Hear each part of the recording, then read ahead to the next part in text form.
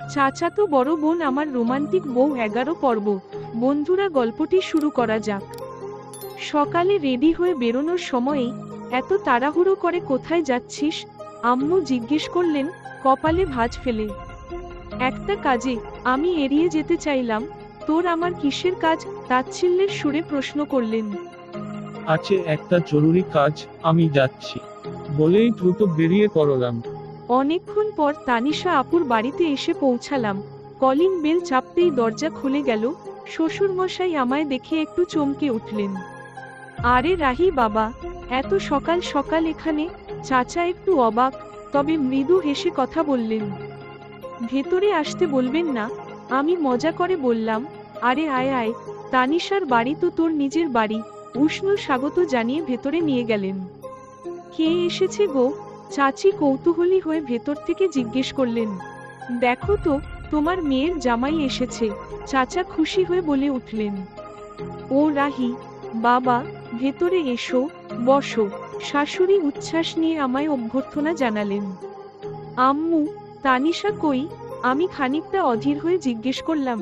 নিজের ঘরে আছে, শাশুড়ি একটু রহস্যময় হাসি দিয়ে বললেন।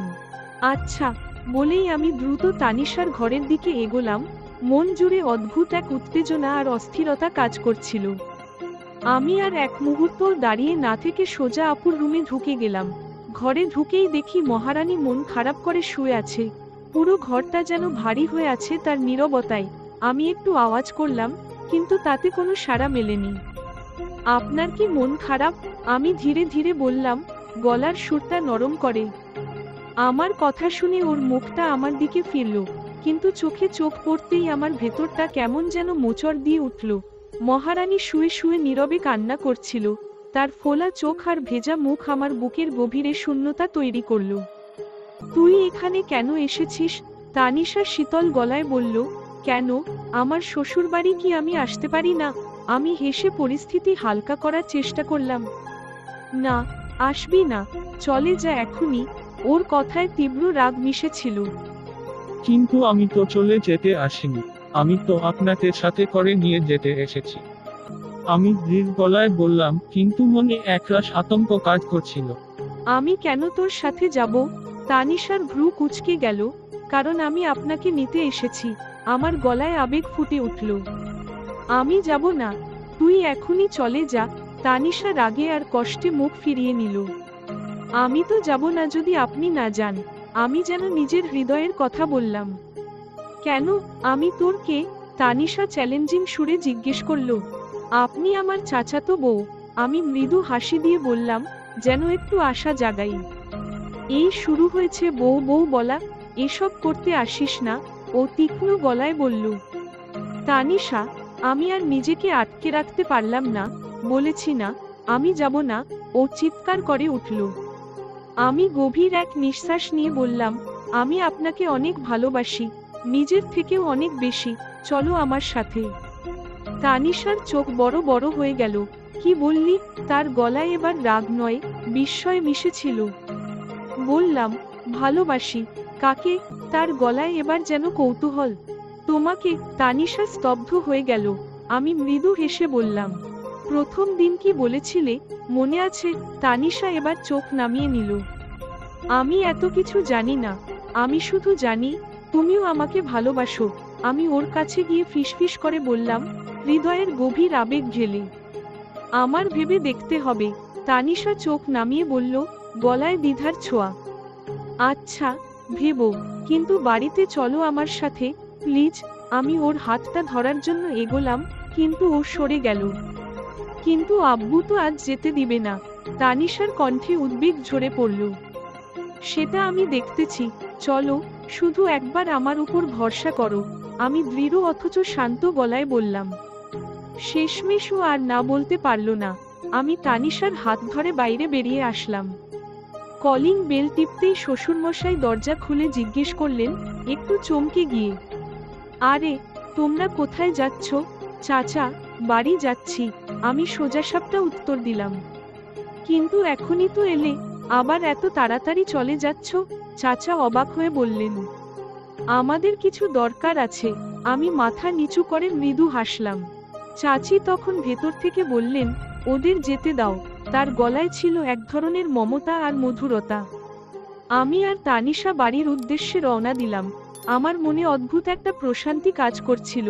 তানিশা চুপচাপ আমার পাশে হাঁটছিল, ওর চোখে কিছুটা অস্বস্তি, কিছুটা লাজুকতা।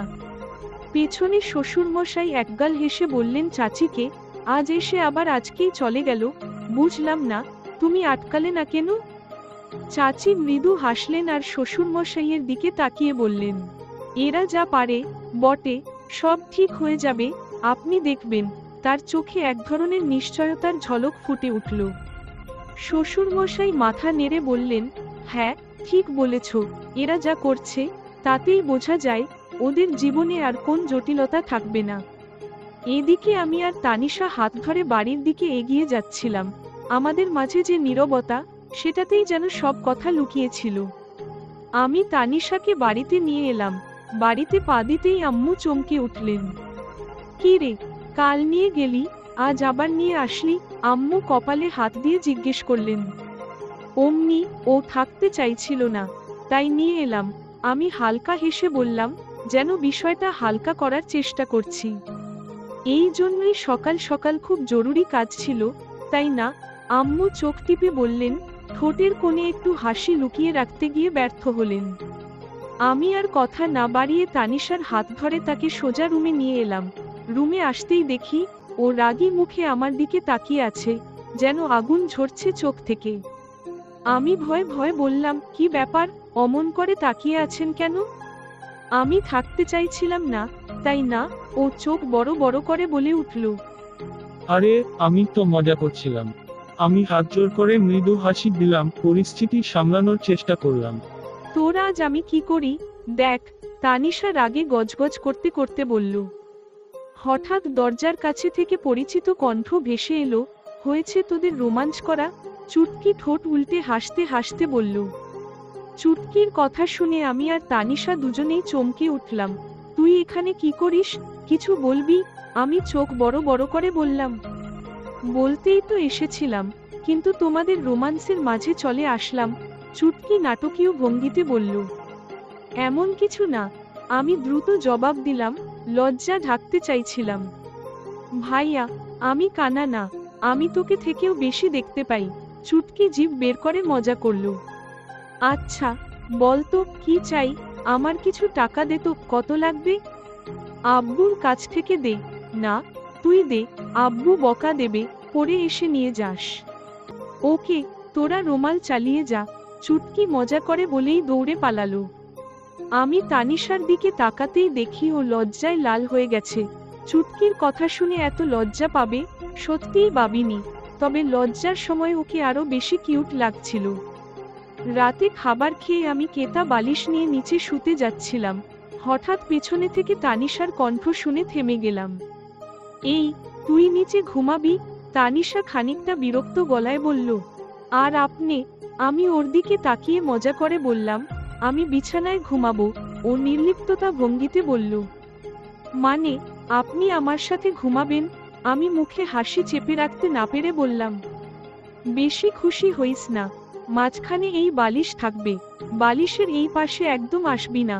তানিশা কড়া গলায় হুমকি দিল। না হলে? আমি মুচকি হেসে বললাম, ইচ্ছে করেই উস্কে দিলাম। তোর খবর আছে। তানিশা চোখ বড় বড় করে বলল, তবে ওর ঠোঁটের কোণে লুকিয়ে থাকা মিষ্টি হাসিটা আমি ধরতে পারলাম। আমি মনে মনে হাসলাম। এভাবেই আমাদের জীবনে নতুন এক অধ্যায় শুরু হলো। বেদি কয় কি, বউয়ের কাছে নাকি যেতে পারবো না? কি কপাল আমার! নিজের মনেই গজগজ করতে থাকলাম। কিছু বলছিস? তানিশা আমার দিকে তাকিয়ে জিজ্ঞেস করলো, চোখে সন্দেহের ছাপ। না না, এখন ভালো ছেলের মতো ঘুমাই। আমি মজা করে বললাম, যেন পরিস্থিতি হালকা করি। তারপর আমিও ঘুমিয়ে পড়লাম। মাঝরাতে হঠাৎ ঘুম ভেঙে গেল। উঠে বসতে যাব, তখনই বুকের উপর কিছু ভারী অনুভব করলাম। চোখ খুলে দেখি, তানিশা আমার বুকের উপর শুয়ে আছে। তার শান্ত মুখটা এত কাছে, যেন পৃথিবীর সবচেয়ে নিখুঁত দৃশ্যটা দেখতে পাচ্ছি। আমার বুকের ভেতরটা ভালো লাগায় ভরে গেল। ইচ্ছে হলো সারা জীবন এভাবেই ওকে ধরে রাখি। আমি আর নড়লাম না। ভাবলাম, যদি নড়ি আর ওর ঘুম ভেঙে যায় তাহলে এই মুহূর্তটা হারিয়ে যাবে। তাই ওকে আলতো করে জড়িয়ে ধরে আবার চোখ বুজলাম। ওর নিঃশ্বাসের নরম স্পর্শ আমার মনে প্রশান্তি এনে দিল। সকালে তানিশার ঘুম আমার আগেই ভেঙে গেল। আমি টের পেলাম ও মৃদু নড়াচড়া করছে। ঘুম ভাঙতেই বুঝলো আমরা দুজনেই একে অপরকে জড়িয়ে ধরে আছি। ও একটু অস্বস্তি নিয়ে উঠতে চেষ্টা করলো, কিন্তু আমি তখনই ওকে আরেকটু জোরে জড়িয়ে ধরলাম, এমনভাবে যেন বোঝাই যাচ্ছে আমি এখনো ঘুমের মধ্যে আছি। ও নিজেকে ছাড়ানোর অনেক চেষ্টা করলো, কিন্তু পারল না। অবশেষে বিরক্ত হয়ে আমাকে ডাকতে শুরু করলো, রাহি, ওই রাহি। ওর গলায় রাগ আর লজ্জা মেশানো এক অদ্ভুত মধুর সুর। আমি চুপ করে থাকলাম।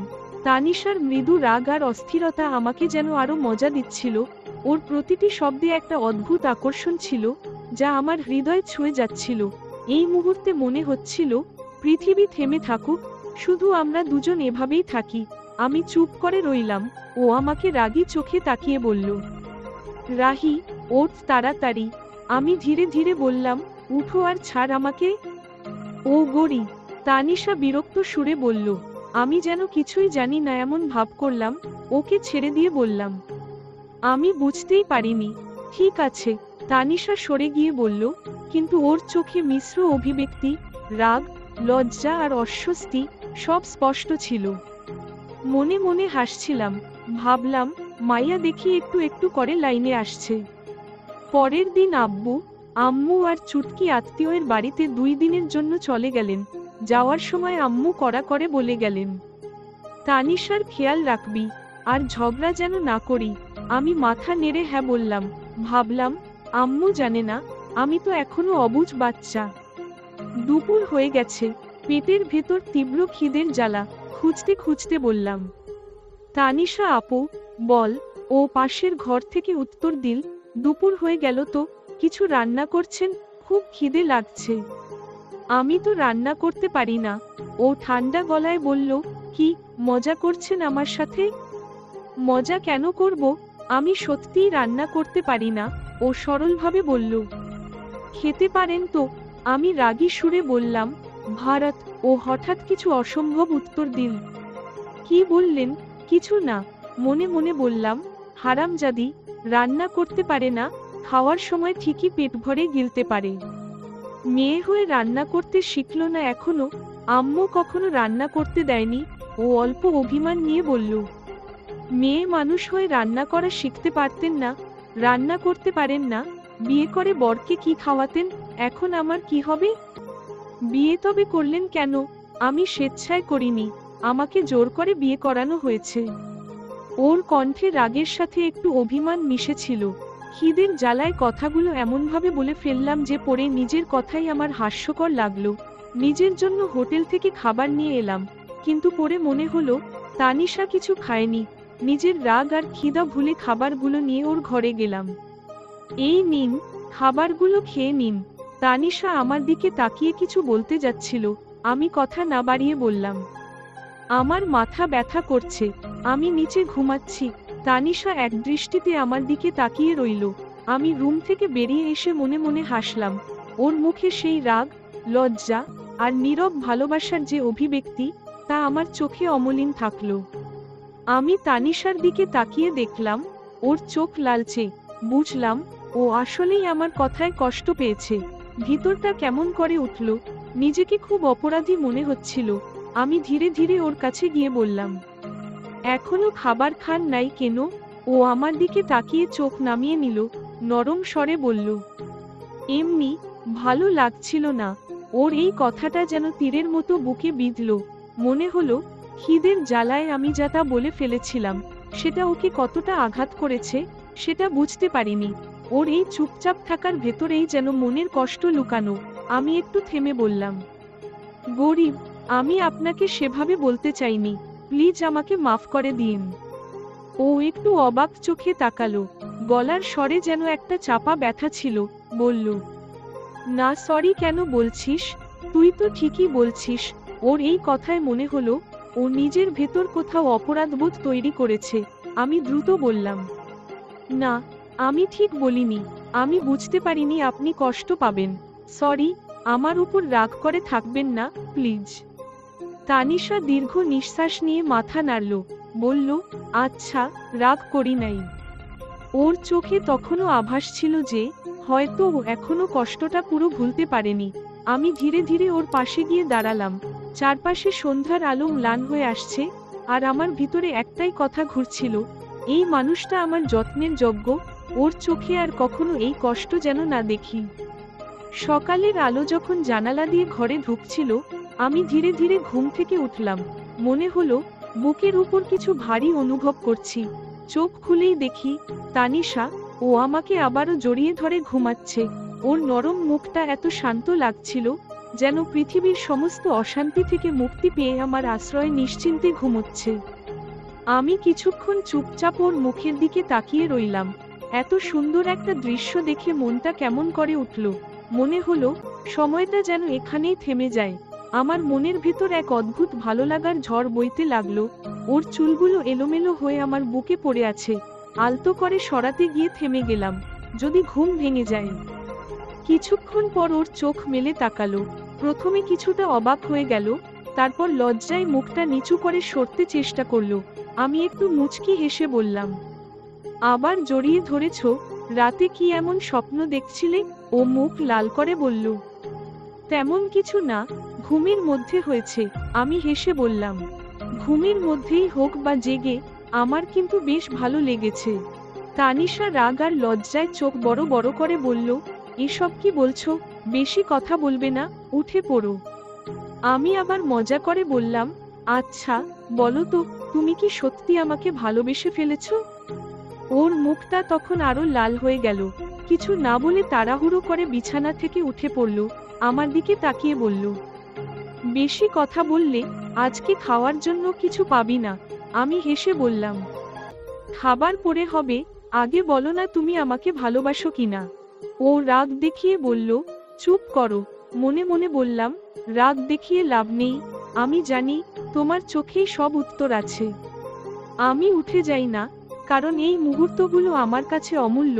সারাদিনে ওর এতটা কাছে আসার সুযোগ খুব কমই পাই। এই সময়টুকু যেন আমার পুরো পৃথিবী হয়ে যায়।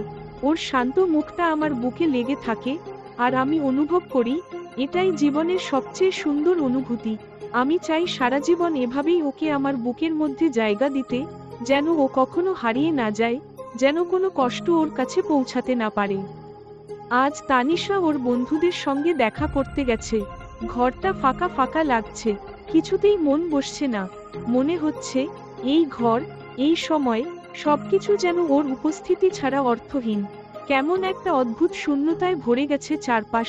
ও না থাকলে যেন আমার জীবন থমকে যায়। ভুল ত্রুটি ক্ষমার দৃষ্টিতে দেখবেন। ধন্যবাদ বন্ধুরা। এই ভিডিওর পরবর্তী অংশ পেতে চ্যানেলটি সাবস্ক্রাইব করে পাশে থাকবেন। আল্লাহ হাফেজ।